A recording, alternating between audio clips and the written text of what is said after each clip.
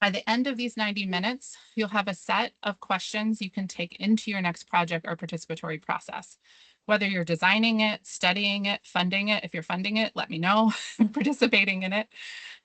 So the goal is not another conversation that ends with community participation is important. I think all of us here know that. The harder question is, how does participation actually become influence? So let me give you a quick sense of that journey we're going to go on today. So we're going to start with experience. What participation actually looks like in the places and processes you know. Then we'll look beneath participation at context, power, institutions, and justice, and ask what participation can actually change. And I'll share a practical framework that I've been developing for thinking through that question. And then we're going to put that framework, we're going to work on it together through cases and small group discussion. So we're moving from experience to diagnosis to application, and hopefully leaving with something, some tools that you can actually take into your own work. And here's the question I want us to keep returning to as we make that journey. And this is the question that has shaped the conversations that I've had with Alex and others. What does it take to move from community participation to meaningful influence over the decisions shaping a community's energy future? And I'm deliberately saying influence, not simply engagement. So a process can have the gold standard for excellent engagement, right? It could have surveys, public meetings, advisory groups, workshops, and lots of opportunities for people to contribute. And the actual decisions can still remain almost entirely untouched. So throughout today, I want us to keep coming back to a frankly deceptively simple question. What could participation actually change? Could it change how the problem is defined, the options being considered, where resources go, who benefits, how something is implemented? Could a community put something on the table, frankly, that wasn't there to begin with? Because ultimately, the engagement mechanism itself doesn't tell us where the power is. All right, so let's see who's actually in the room. In the chat, tell us where you're from and one perspective you bring to this conversation. That might be your discipline, your professional role, a community you work with, or your own lived experience, whatever feels most relevant.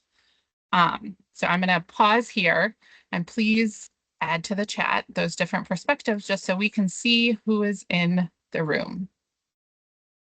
And Alex, I might need your help in seeing this as I have my presentation view up, but we'll see what I can see with the chat.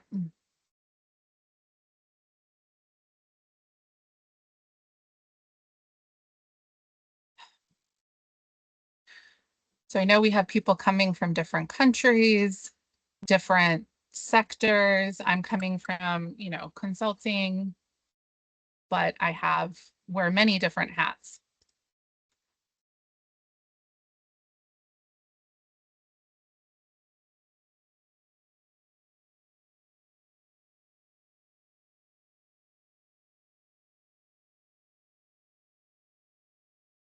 Right, Claire, Anna's, we have Claire is from a lecture in UCC and living between Cork and Dingle. We have Lindsay, also from Ireland, the Just Phrasin. A geographer based in Ireland, researcher working on food security issues in Algeria, Cork, Ireland, Deirdre. We have another participant coming in originally from Ghana, but currently based in Ireland. So we have people coming in from all sorts of places. So please keep this coming in so that people understand, where everyone is coming from. Nicole, we'll chat sometime about the US EPA and ORD, the Office of Research and Development at some point. We have folks coming in from France and sociology and Bosnia and Kentucky. So I'm going to move on just for the sake of time, but please keep these coming in. And then Michael coming in from Loveland and Sweetgrass, just so that everyone kind of knows who is in the room. And this is part of why I wanted today to be a workshop. We have people joining from different countries, disciplines, sectors, communities, on all of that knowledge as part of what we're bringing into this conversation. And as we go, notice people whose work or perspective you'd like to know more about. I'd love for some of the relationships and conversations that start here to continue beyond today. So let's start with some of that, of your knowledge. Let's start with your experience. Think of a climate, energy, sustainability planning, or community process you know very well. You might have been a researcher on that. You might have participated in it.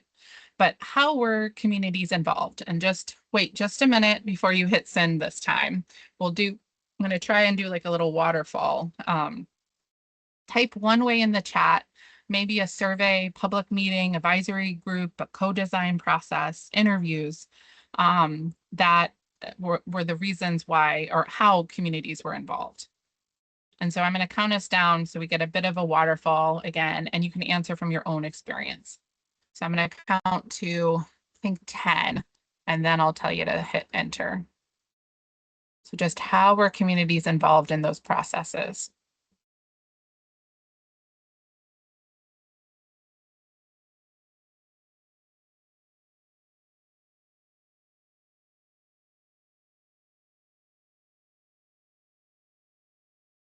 All right.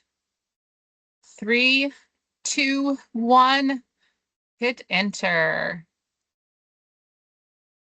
We'll start to get some of those.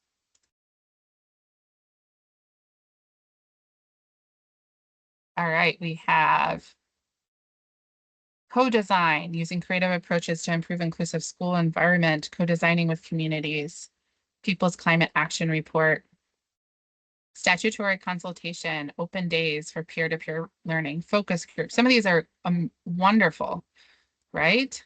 Tool development, oversight, consultation and co-creation. I love the co-creation, right? That's in my mind a gold standard.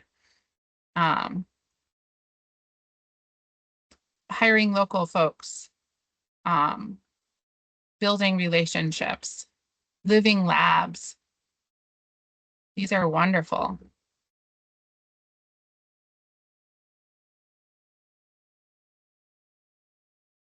These are all ways that communities can participate, community involvement, elder participation, but don't quite evaluate them just yet, because now I want to ask a harder question, right? Because I know with this group of experts, y'all can handle it. Being invited into a process, right, is not the same thing as having influence over it.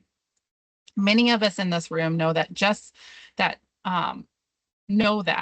but there are those that are entering their just transition journey at different stages, and I want us all to have some common ground to work from. So we can inform people, we can consult them, we can involve people deeply and repeatedly, and the same consequential decisions may still remain somewhere else. So ask yourself, regarding that previous example, what could participation actually change? Could it change the problem definition, the options considered, priorities or resources, implementation, ownership, governance? Could people propose something that wasn't even originally on the table? Participation asks whether people are in the process. Influence asks whether their participation can change something. And power asks, of course, who ultimately has the authority and resources to decide and act.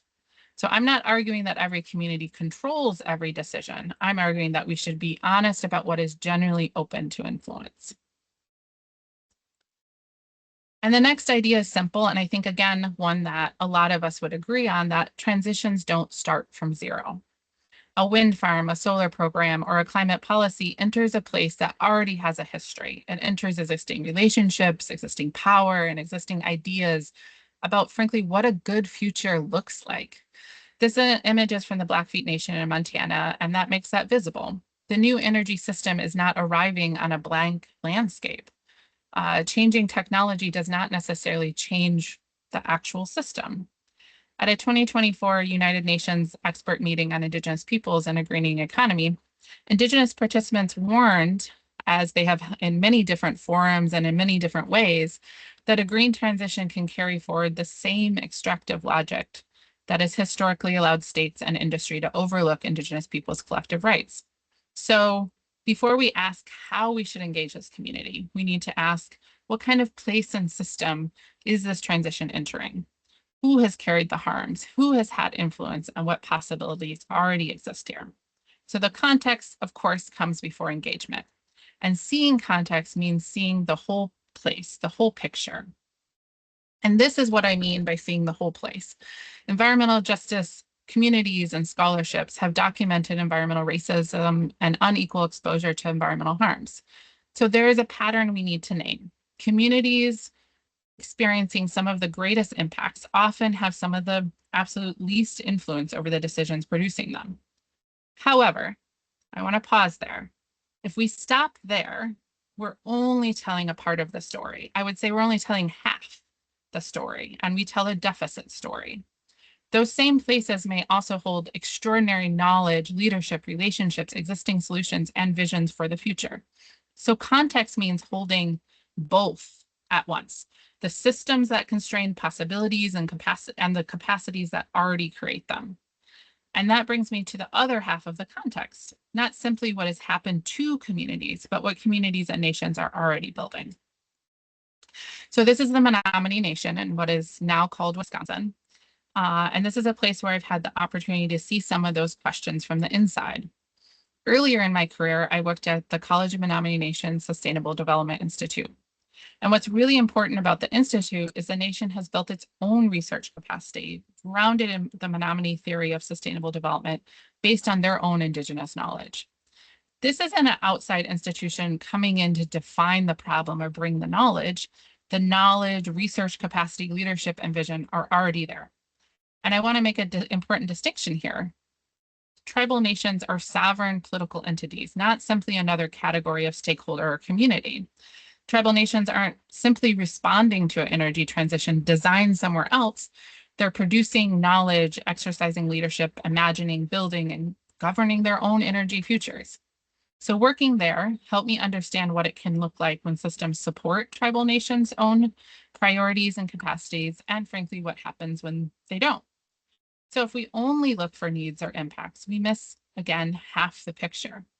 Are the systems and institutions making decisions structured to recognize and act on what is already there?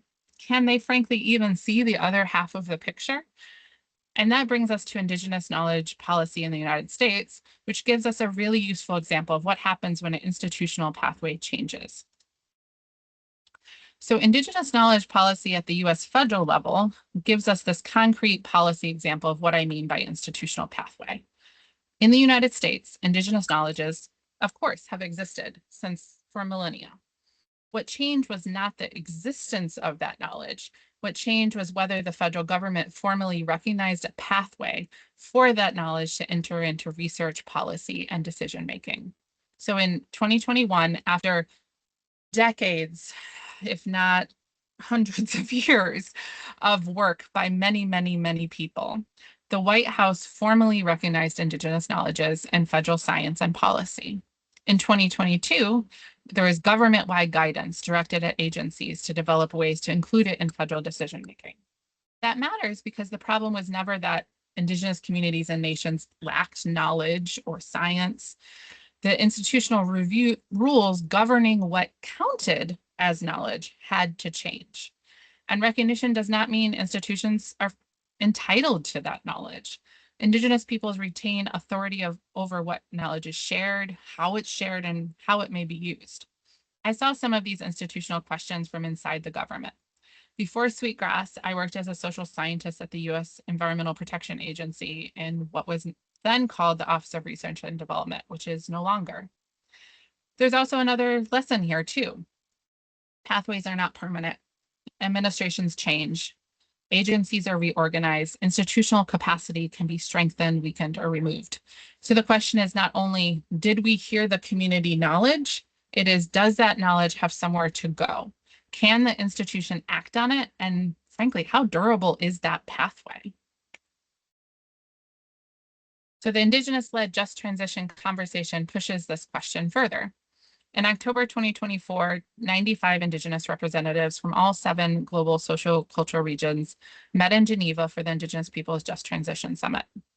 And the outcome of that was not simply a call for governments and companies to consult Indigenous peoples better. Indigenous peoples are consulted a lot. It's centered on self-determination, Indigenous governance, and free, prior, and informed consent, and the right of Indigenous peoples to determine their own priorities for development for their lands and resources. So that shifts the starting point. Instead of only asking, how do we include communities in the transition, it asks, who gets to define the transition in the first place? And I want to be careful here. Tribal sovereignty, Indigenous self-determination, free, prior, informed consent are not metaphors for community engagement generally. They arise from distinct political and legal rights. But this gives all of us powerful governance questions to carry into other contexts. So sometimes the problem isn't that communities don't have solutions. The problem is that the systems, institutions, and policies shaping the decisions are not structured to see them, resource them, or act on them. Many in this room would live that experience. A community may know exactly why a program is not working. They may know that a road floods every year, an energy program is inaccessible to elders, housing can't support a technology without repairs, or a project conflicts with relationships to the land. The question is whether that knowledge can actually enter the formal decision and change something. Can it alter a criteria, move a budget, change what an agency is allowed to fund? Because listening to communities does not create influence if the policy system has nowhere for what we are hearing to go. So that shifts the question again from how do we get communities to participate to what would have to change in the institution for community knowledge and priorities to shape the outcome. And that is where engagement becomes governance. We have a few more slides for foundation, and then we'll jump into our County Kerry example. So justice helps us make that question more precise.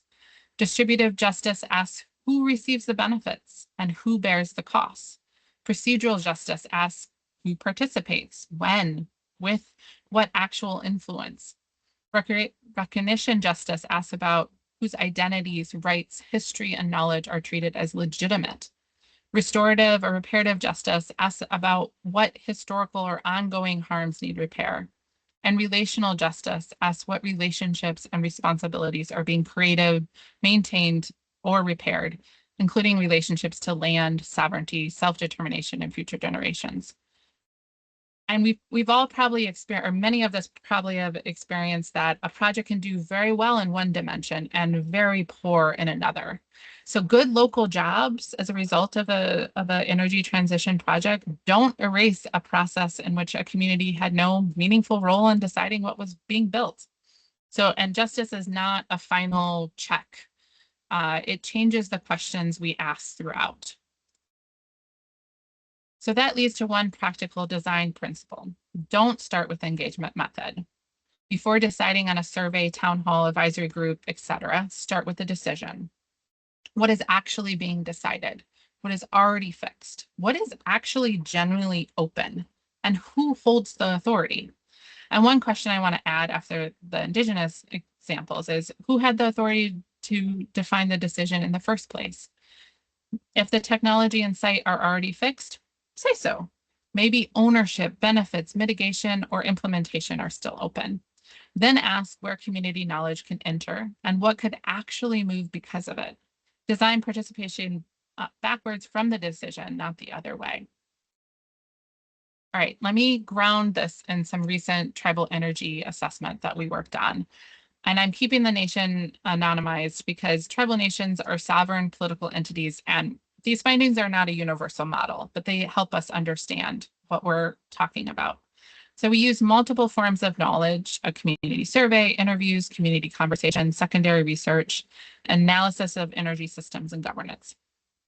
So one headline finding of this assessment was that 87% of the respondents supported pursuing clean energy projects. So that's useful, right? But nowhere near enough information to govern a transition. We still needed to know which projects, who owns them, who benefits, what are people worried about? What does the community want energy development to accomplish?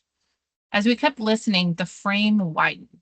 Energy was also about affordability.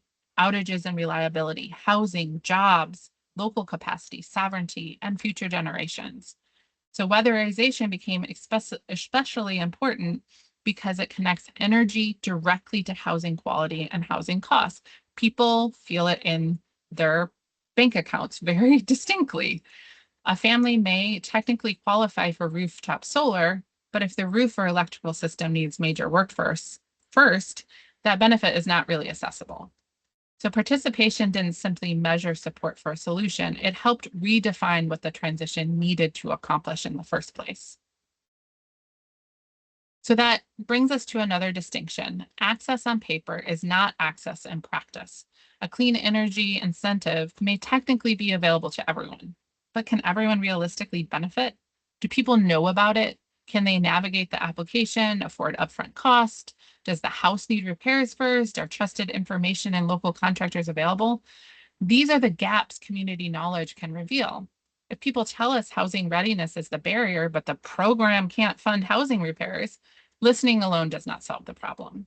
If we listen beautifully and nothing in the system can respond, participation still stops short of influence.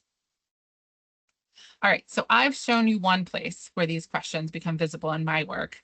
Now I want to bring a very different place in governance and context. So I'm really pleased to be joined by Deirdre, who is the manager of the Dingle Hub in County Kerry. And through that hub, she works across place-based transition initiatives, including community energy, coastal resilience, and greener transport, bringing together technical systems, community relationships, and place. As you listen, notice what was actually open to influence, what capacity and relationships were already there, what changed, and what happened afterwards. And I want to be explicit here that tribal nations in the United States and County Kerry are not equivalent contexts. The governance, legal, historical, sovereignty contexts are fundamentally different. The value isn't transferring a model. It is asking whether some questions help us notice power and governance differently in our own context. All right, Deirdre, I'm going to stop sharing and we can send it over to you. Lovely. Thank you very much, Marie. Can everybody see that there? I'll just go into presenter mode as well. Yeah, that looks perfect. Great. Thanks, Alex. Okay, thanks very much for the opportunity to share our story here today. I am from the Dingle Peninsula. For those of you who aren't aware, it's on the southwest corner of Ireland, a small peninsula, but a very popular tourist destination. We have a population of approximately 13,000, but we see visitors in excess of 1 million annually.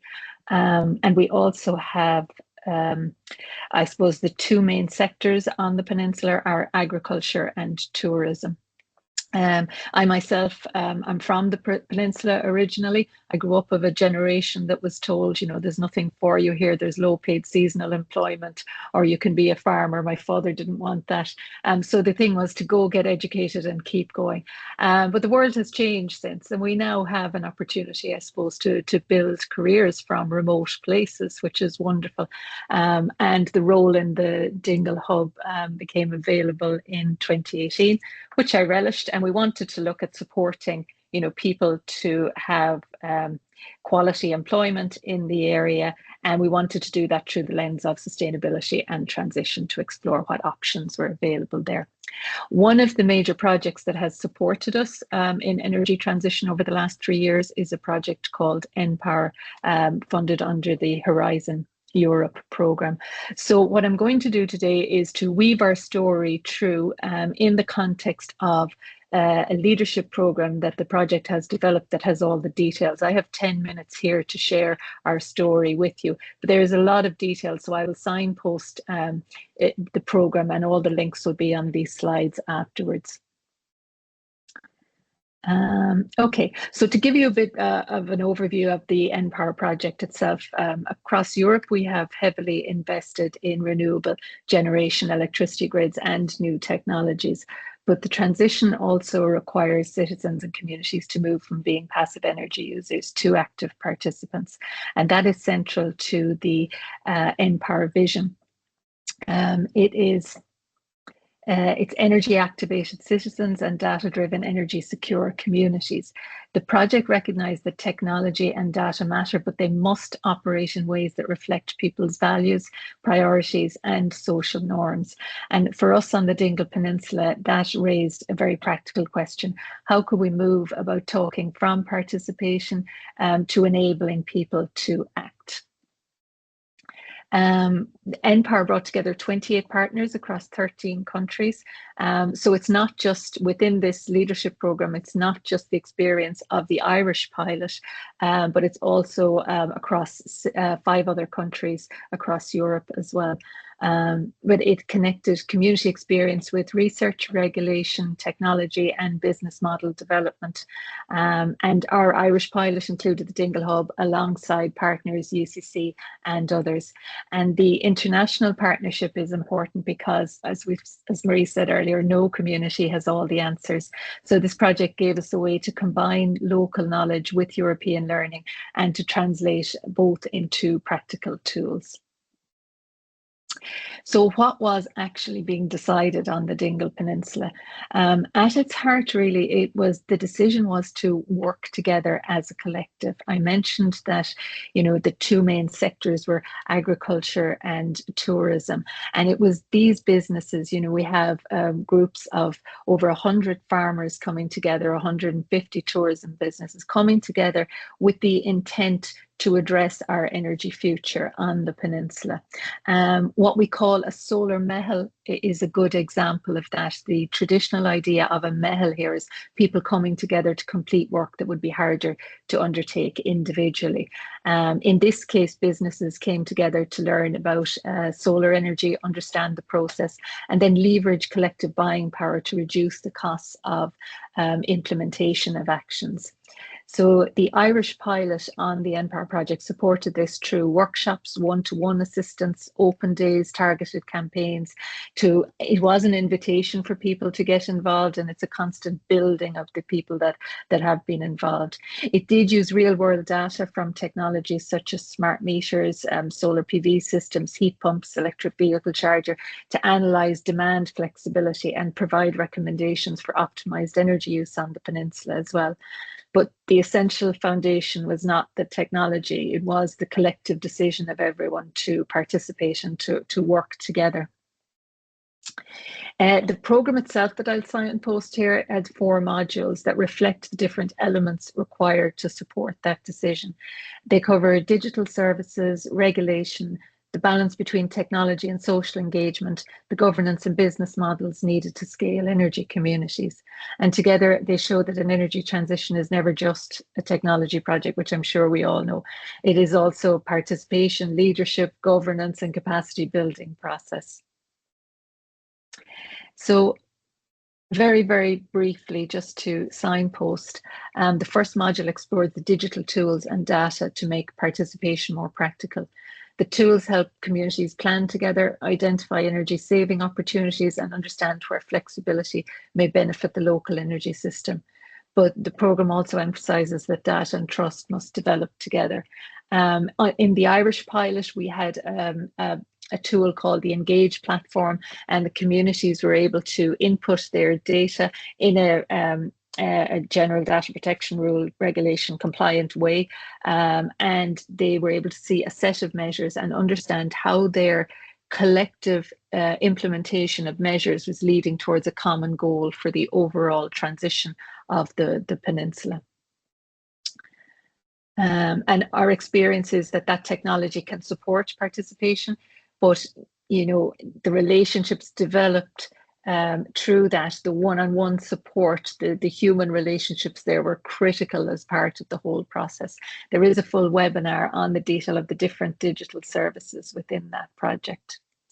The second module addressed regulation and opportunities and barriers faced by energy communities. So this is where really what was genuinely open to influenced us. So not every part of the transition was European policy increasingly recognises citizens' rights to produce, share and participate in renewable energy. But however, communities still encounter regulatory, grid and metering constraints, and that was definitely evident to us as we progressed through the project. And it's particular challenges when we try to share or trade energy collectively. So the community could not immediately redesign the electricity market or remove grid constraints, but people could influence their own sustainability journeys. And that was particularly important in the tourism and agriculture sectors, because both of these sectors often feel that they're being blamed for many of the environmental problems. So participation created an opportunity to be more proactive and move beyond blame. Instead of being waiting to be told what to do, farmers and tourism businesses were able to identify measures appropriate to them, to test solutions, and then to demonstrate leadership by going into activation and implementing those solutions.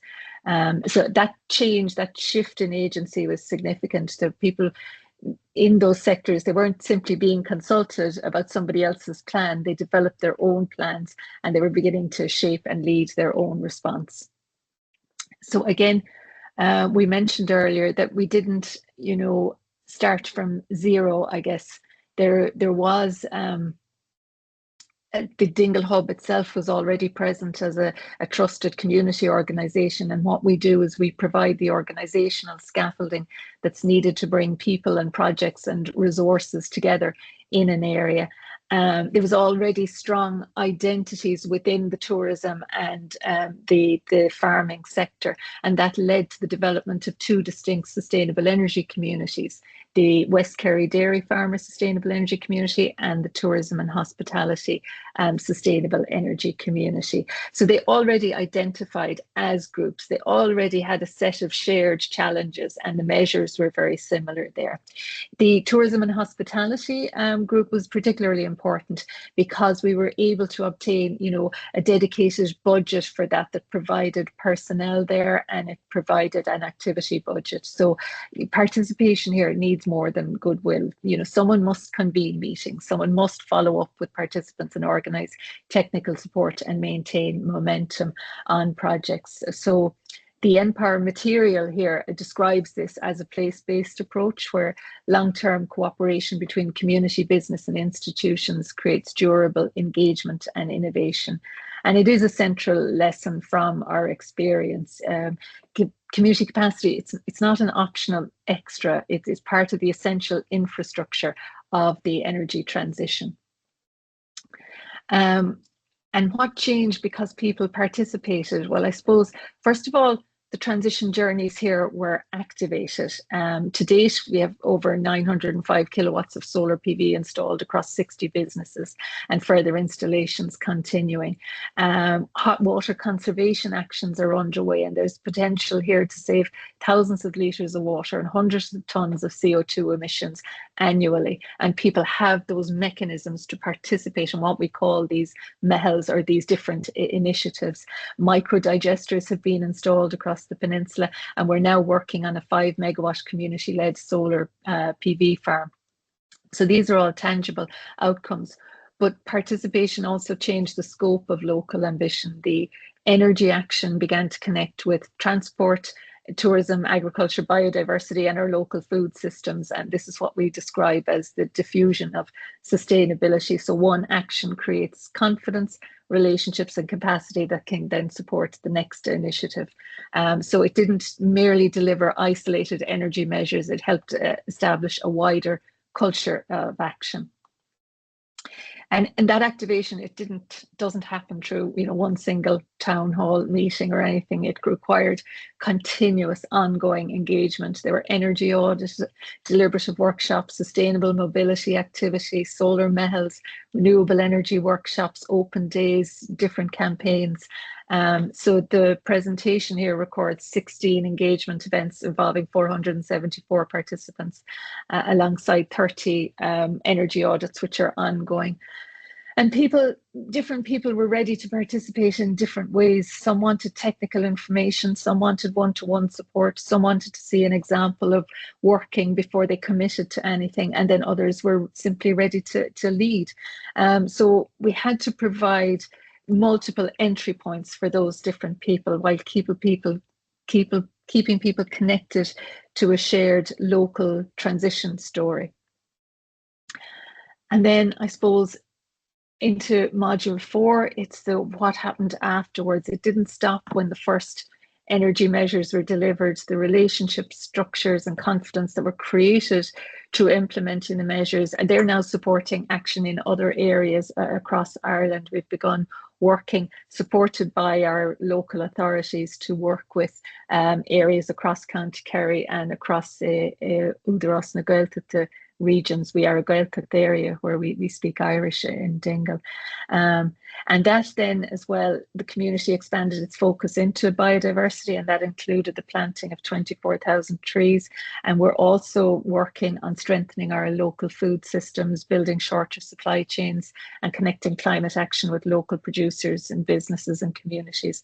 And this is important because successful transition is not simply about replicating one technology hundreds of times, but it's about strengthening the community's ability to identify the challenges that are relevant to them, to organise collectively is critical, and to develop solutions appropriate to their place. And that's what module 4 of the programme, I suppose, delves into, bring it into other contexts. The Dingle Peninsula, I suppose, experience is place specific. It reflects our own geography, our own community identity, our own local organisations and economic sectors. It should not be copied as a fixed model, but the underlying questions can be asked of anywhere. And I suppose the leadership programme captures the methods, the tools, the regulatory learning, the case studies, the governance approaches behind all of these questions. And its purpose is to help communities apply the learning in ways that suit their own circumstances. So the central, I suppose, message from us is simple. It's participation is not just one stage of the energy transition. It's what kind of activate the transition. The technology provides options, the data supports better decisions, regulation establishes what is possible, but it's the trusted local relationships and the organizational capacity and collective leadership that turn those opportunities into action. So our experience, I hope, shows what can happen when, you know, communities are supported, not merely to receive change, but to shape it, to lead it, and to carry it forward. Gurd Mila Mahabif, thank you. Hey, Gwetch, that was a wonderful example. All right, let's keep the technology, so to speak, working, and I will go back to sharing my window. Goodness. All right, there. And a couple clicks. All right. So let me get my notes up. So what a wonderful example. What I was hearing of relationships being critical, right? And that shift in agency was so interesting to me too, for the dairy farmers and the tourism, and that participation changed the scope of what was being worked on, and this organizing together, the two sustainable energy communities is something I'd love to dive more into as well. So thank you so much. So again, we've all said it kind of here, but like, let's resist the temptation to say that these contexts are the same, but just ask what becomes visible when we put them into conversation. So think about some of the tribal contexts in the states that I've been giving examples of, and what travels across these contexts, or what doesn't, and what new questions emerges. And go ahead. You can just go ahead and hit enter. You can just type an observation. So I'm thinking, for me, one of that relationships being critical is one, and the agency shifting is another one that I was seeing some similarities. What are other people seeing? And then after this, we'll get into the diagnostic that we've been putting together, and then some cases that we'll break out into groups. Let me open up the chat. Yes, thank you. right? I'm seeing relationships being critical, place-based solutions are critical, right? You understand the context, but through that understanding of the context, then designing it for that context, for that place. Yeah, holistic approach and the connections and the capacity, creating new capacity. Wonderful. All right, just because keep on putting these in the chat and we'll come back to them, but just in the sake of wanting to have us have enough time for our case studies and getting to know each other. And thank you, Deborah. It seems important to acknowledge that many people will only participate if they see direct improvement in their lives. Yeah, for sure. All right. So we are not looking for a universal recipe. We are looking for questions that remain useful even when the answers kind of seem to differ. All right. I have so many windows open and I want to make sure that I can see you all. All right. So that brings me to the practical diagnostic I want us to test. So this is something, again, coming from different conversations I've been having. Thinking through context, decision, influence, and accountability. And justice is woven throughout these. So the context, what is already here? Not only the harms and constraints, but again, understanding that full picture. What is the knowledge and capacities already shaping the place? What is already being decided? What is fixed? What is open? Who holds the authority? That's the under the decision. For influence, is there a real pathway for community priorities to change the consequential decision, including policy, resources, or implementation? And finally, accountability. What changed because people participated? What didn't? Why? What happens next? This is a working diagnostic, not a finished model. And I want to test you. I want you to test it, I should say. So here is a version that, I mean, we'll be sending out the recording, but you can screenshot this and maybe use this in your meetings tomorrow. You can modify it. So 4 questions you could use tomorrow. What history, systems, relationships, knowledge, assets, and solutions are already here? Who has experienced the greatest impacts and historically had the least influence? So for decision, again, what is actually being decided? What is fixed? What is open? And who holds authority? Influence. How can community knowledge and priorities shape the consequential decision? Can participation change priorities? Resources, implementation, or governance? Accountability. What changed? What didn't? Why didn't it change? And what happens next? Who is responsible for follow through? And justice is not step 5. It changes how we do all of the previous steps. That hopefully is something useful, and we're going to be testing this in our breakout rooms now. So now you get to test. Yeah. Now you get to finally. test.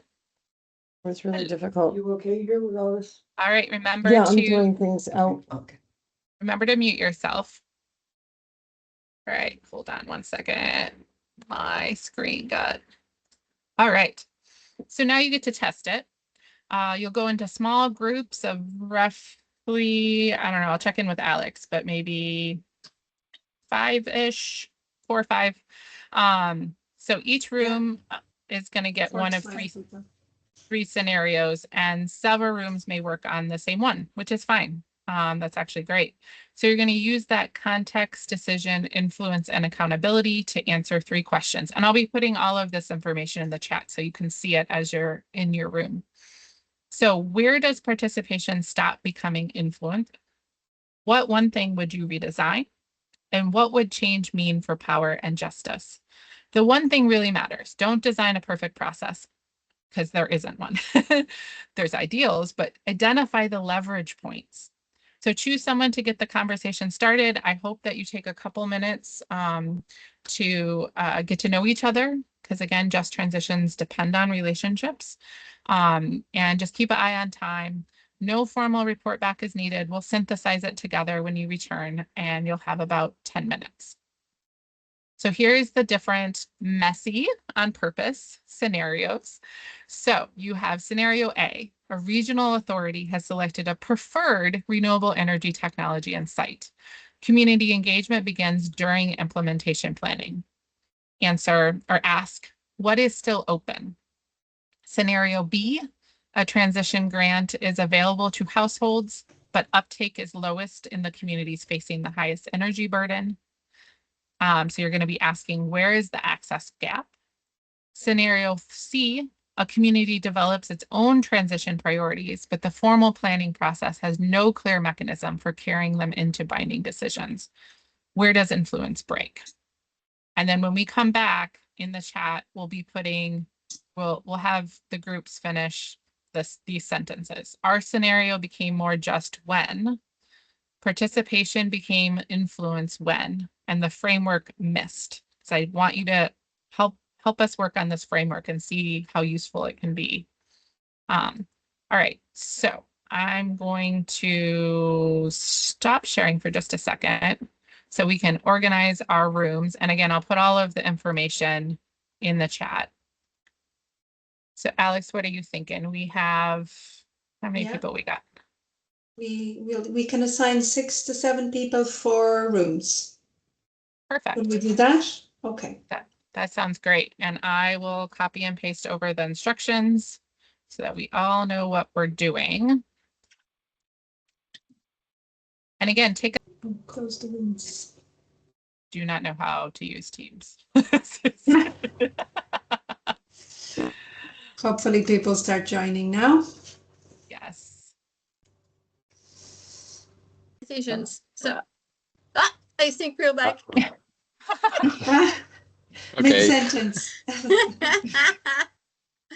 Well, I hope the conversations were amazing, and even if they're just starting to have conversations. I'm furiously typing, so I think that means that we were having some great conversations. Getting to know each other, because again, as we were talking through, these just transitions depend on relationships, and no one person has, or even discipline or perspective has all of the answers. All right, so in the chat, if you would be so kind to at least choose one, what you like, finish one of these sentences. I'm going to open up the chat. So our scenario became more just when. Participation became influenced when, and the framework missed. So we're looking for patterns, tensions, missing pieces. The tensions are wonderful, right? We're not looking for consensus. We're looking for those tensions and different things. And I will put the scenarios again, if you can't see them. So we had the 3 scenarios. So if anybody wants to start putting in there, of at least choose one of those. When, for your scenario, A, B, or C, you became more just when.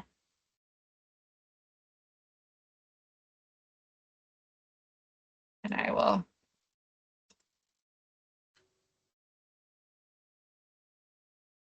I'm also very curious about the relationship building.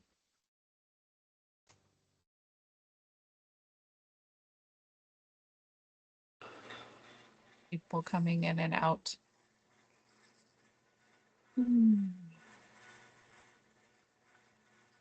Everyone's a little shy to answer.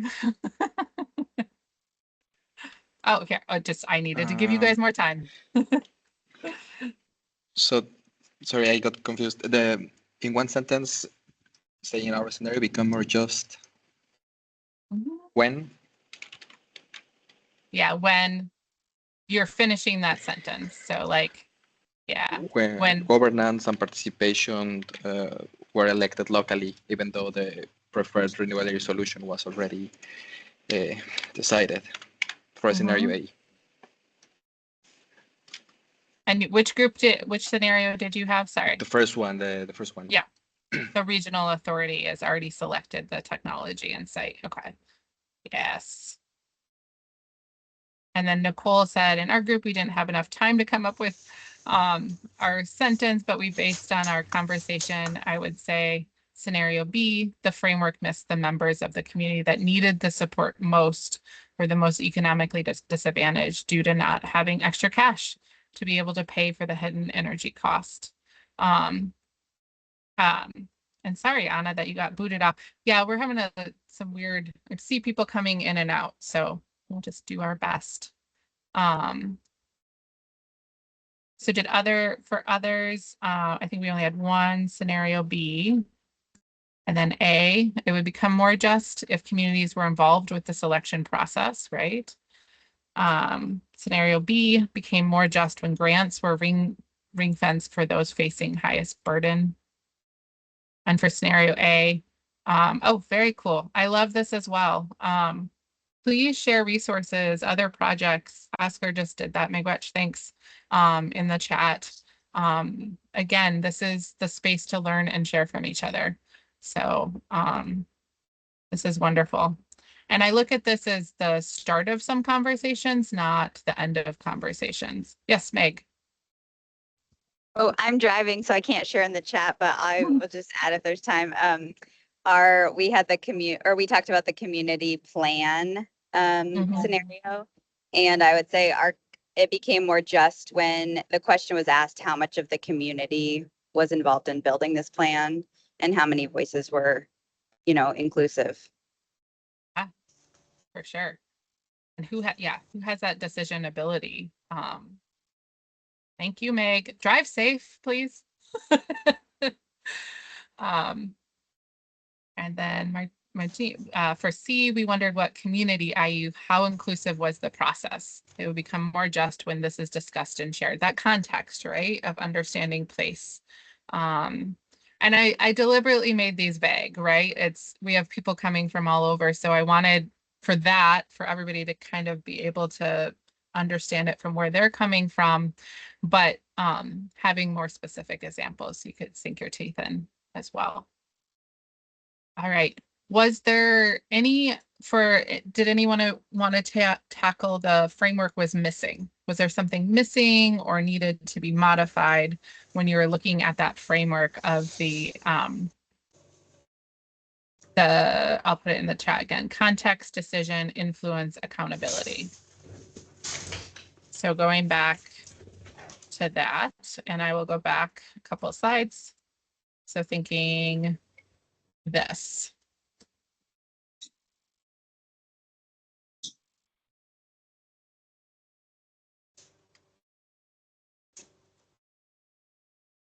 Oh, I didn't realize people couldn't see the chat. So sorry if you were not able to see the chat and trying to do this oh my goodness. We'll get it all figured out. So here is the going back to kind of the diagnostic context, decision, influence, and accountability. And I'm not able to see the chat right now. So let me see if I think there's a hand up as well. Marie Christina has a hand up. Yes, please. I'm sorry, I wasn't able to be in one of the chat rooms, but something that I've noticed that's usually used in the power structure is the gathering of stakeholders. Stakeholders is a very capitalistic kind of approach of who claims what, and it's a very colonized kind of approach. It's calling stakeholders. And I'd rather use the term risk bearers. Who are the ones bearing the risk of any of these projects and decisions that are being made? And it switches it to the understanding of the people, or our human brothers and our sisters and our non-human brothers and sisters. So it changes the kind of concept. Yeah, for sure. Yeah, I generally don't use the stakeholder because it doesn't have as much agency power there. Yeah. It's beyond that. All right. Any other final thoughts from, I will try and share my screen in a better way. Well, I hope that gave us some thoughts, some relationships to build, and just some different ways of thinking about things. So if you take nothing else from today, you could take these 4 questions and use them, modify them, however is useful for your work, right? But think through the context. What is already here? That decision, what is actually open to change, influence? How can community knowledge and priorities shape the consequential decision? And accountability. What changed, what didn't, why, and what happens next? And then, of course, we're weaving justice throughout all 4 of these. And there might be areas that we don't know yet as we work on this. So meaningful participation emerges with those relationships, systems, knowledge, those institutional pathways that we talked about, resources, and authority over time. So the challenge, as we all know, is, or many of us know, that's not just getting the communities into the room. It is designing the systems, the institutions, the processes, so that what happens in the room or in the canoe, because I'll indigenize it for a second, meaningfully shapes what happens outside of it. So I hope you come away from this with thinking about what you will do differently tomorrow, maybe a few beginning relationships, and maybe it is asking what is generally open before you design engagement. Maybe what you're going to do differently is tracing where community input actually goes and whether anyone has the authority to act on it. And maybe it's doing that thing of looking for the solution that is already present, but a policy or institution has not been structured to see it. So thank you so much for bringing your knowledge and experience into this conversation. I generally hope some of the relationships, the conversations started here continue beyond today. And I would love to hear where these questions work in your context, where they fail. And this is how the framework gets better. And we have been discussing about an additional workshop after this one where we'll dive deeper. So please stay tuned. So thank you, Alex, Deirdre, University of College Cork, Shift Cost Action, and all of you for building this with us. Please continue to share resources in the chat. Because again, it takes all of us to do these just transitions. And Miigwech, thank you so much.